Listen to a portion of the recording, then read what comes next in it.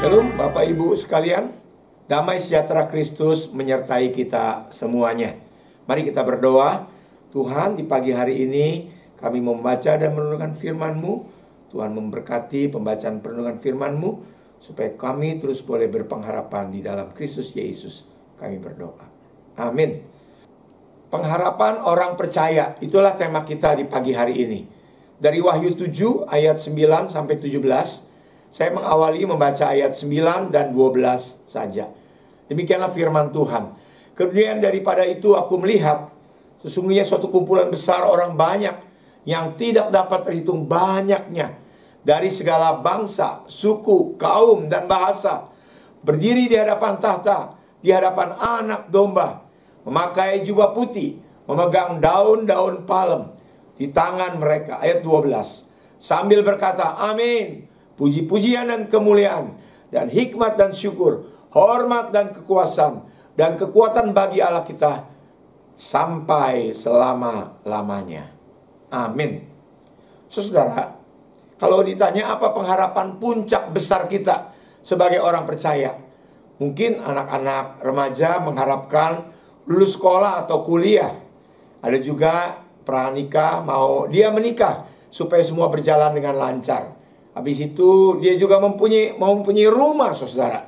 Atau orang-orang lain mau menggapai cita-cita menjadi dokter, entrepreneur, atau YouTuber, atau hidup berdamai bersama keluarga, mau sehat selalu, dan lain sebagainya. Apalah pengharapan kamu sebagai orang yang percaya? Saudara, bagi orang percaya, Kristus telah menyediakan jauh lebih indah daripada yang kita bayangkan. Hidup bahagia bersama-sama dengan Tuhan Yesus. Tuhan pernah berkata kepada penjahat yang bertobat di sebelah salibnya, pada hari ini juga engkau bersama-sama dengan aku di Firdaus. Nats kita hari ini membukakan beberapa hal.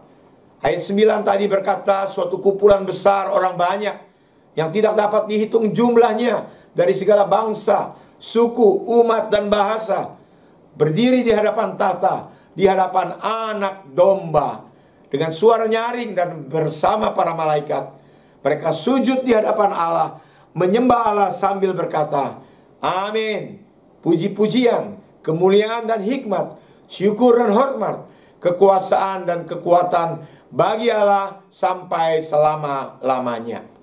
Saudara, di sini Alkitab menyaksikan bahwa di sorga kelak tidak ada perbedaan dari segala bangsa, suku, dan bahasa. Orang-orang percaya semua dikumpulkan oleh Tuhan Yesus Kristus dan mendapat kebahagiaan sejati bersama-sama dengan Kristus. Berbeda dengan ajaran selama ini yang kita dengar dari nenek moyang kita masing-masing, yaitu faham bahwa setiap bangsa dan komunitas selalu menganggap bahwa dirinya atau budayanya atau kebiasaannya, dia bangsa atau sukunya yang paling baik dan yang paling benar, saudara. Hari ini kita mendapat pemahaman bahwa orang Kristen percaya harus Christ center, berpusat kepada Kristus, bukan berpusat kepada diri sendiri, ego, komunitas, suku, dan bangsa kita. Saudara, siapakah mereka yang dimaksud ayat 14 yang mengatakan mereka ini orang-orang yang keluar dari kesusahan besar? Mereka telah mencuci jubah mereka dan membuat putih di dalam darah Anak Domba. Mereka adalah para martir dan para pengikut-pengikut Kristus yang setia, dinubuatkan hidup di dalam kerajaan sorga. Bagaimana suasana di sorga kelak, saudara? Ayat 16 menyaksikan, oh sangat indah sekali. Mereka tidak akan menderita lapar dan dahaga lagi. Dan matahari atau panas terik tidak akan menimpa mereka lagi. Sebab apa? Sebab Anak Domba yang di tengah-tengah tahta itu akan mengembalakan mereka, menuntun mereka ke mata air kehidupan, dan Allah menghapus segala air mata dari mata mereka. Puji Tuhan. Alkitab memberikan pengajaran dan melukiskan kebahagiaan di dalam sorga, bukan kebahagiaan di dunia ini yang dipindahkan ke sana, saudara, tetapi sudah disediakan kebahagiaan sejati secara rohani yang kita akan nikmati selama-lamanya. Mendapat damai sorgawi yang jauh melampaui akal dan pikiran manusia. Inilah mahkota kehidupan bagi pengikut Yesus yang setia sampai akhir.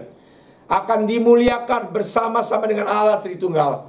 Seperti yang dikatakan firman Tuhan, yaitu dalam Roma 8 ayat 30. Mereka yang ditentukan dari semula, mereka juga yang dipanggilnya.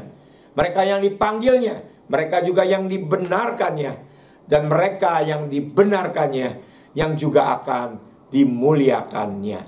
Melihat firman Tuhan yang begitu indah, pengharapan orang percaya, ada beberapa hal yang harus kita fahami. Yang pertama, karena itu kita hidup tidak boleh tenggelam dalam pergumulan hidup yang berkepanjangan. Bukan fokus kepada masalah, tapi fokus kepada sumber kehidupan kita, yaitu Tuhan Yesus Kristus. Yang kedua, kita tidak hidup dalam dosa, melainkan kita hidup bagi Kristus selama diberi nafas di dalam kehidupan kita. Dan hendaklah engkau setia sampai akhir. Aku akan memberikan kepadamu mahkota kehidupan. Amin. Biarlah firman Tuhan ini menjadi bagian dalam kehidupan kita. Bapa, terima kasih. Sesusah-susahnya dalam hidup ini, Engkau telah menyediakan pengharapan bagi orang percaya, yaitu sorga yang mulia, di mana kelak kami hidup bersama-sama dengan Yesus Kristus, pencipta langit dan bumi dan pemilik sorga itu. Terima kasih Tuhan. Hanya di dalam nama Tuhan Yesus kami bersyukur untuk mutiara rohani yang indah pada pagi hari ini.